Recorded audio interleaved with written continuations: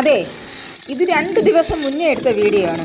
അതായത് ഒത്തിരി നാളായി ഞാൻ വിചാരിക്കുന്നു ഹസ്ബൻഡ് ജോലി ചെയ്യുന്നതിൻ്റെ ഒരു വീഡിയോ എനിക്ക് ഇടണമെന്നുള്ളത്, യൂട്യൂബിൽ ഇടണമെന്ന് ഞാൻ ആഗ്രഹിക്കുന്നുണ്ടായിരുന്നു.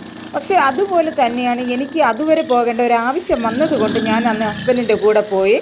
അങ്ങനെ ഞാൻ എടുത്ത വീഡിയോ ആണിത്. പക്ഷേ അതിനു മുന്നേ ഞാൻ വേറൊരു വീഡിയോ എടുത്തിരുന്നു. കാരണം ഹസ്ബൻഡ് നിൽക്കുന്നതിൻ്റെ അടുത്തായിട്ട് ഒരു പപ്പ കാണുന്നുണ്ട്. അതായത് ആ പപ്പ മരത്തിൽ ശരിക്ക് പപ്പങ്ങ ഉണ്ടായിരുന്നു കേട്ടോ. എനിക്ക് ആ 2 പപ്പങ്ങ വേണമെന്ന് പറഞ്ഞതുകൊണ്ട് ഹസ്ബൻഡ് അടക്കാൻ തയ്യാറായി. അപ്പോൾ തന്നെ ഞാൻ വീഡിയോ എടുക്കാനും തയ്യാറായിരുന്നു.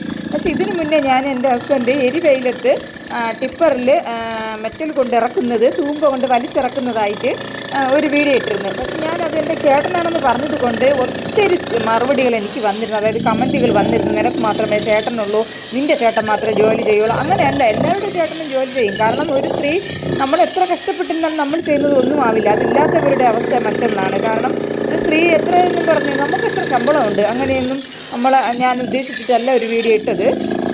എനിക്ക് വീഡിയോ വേണം, അതാണ് എൻ്റെ അവസ്ഥ. കാരണം എനിക്ക് വീഡിയോ വേണം, അതുകൊണ്ട് ഞാൻ വീഡിയോ എടുക്കാൻ വേണ്ടിയിട്ട് പോയതും പിന്നെ ആവശ്യം വന്നു അവിടെ പോകേണ്ടതായി. കണ്ട പപ്പ നിൽക്കുന്നത് വേണ്ട, അങ്ങനെ ഒരു വീഡിയോ കൂടെ എടുത്തു. പപ്പയുടെ വീഡിയോ ഞാൻ എടുത്തായിരുന്നു. അതായത് പപ്പയുടെ വീഡിയോ എന്നല്ല, പപ്പ മരത്തിൻ്റെ വീഡിയോ ഞാൻ എടുത്തായിരുന്നു.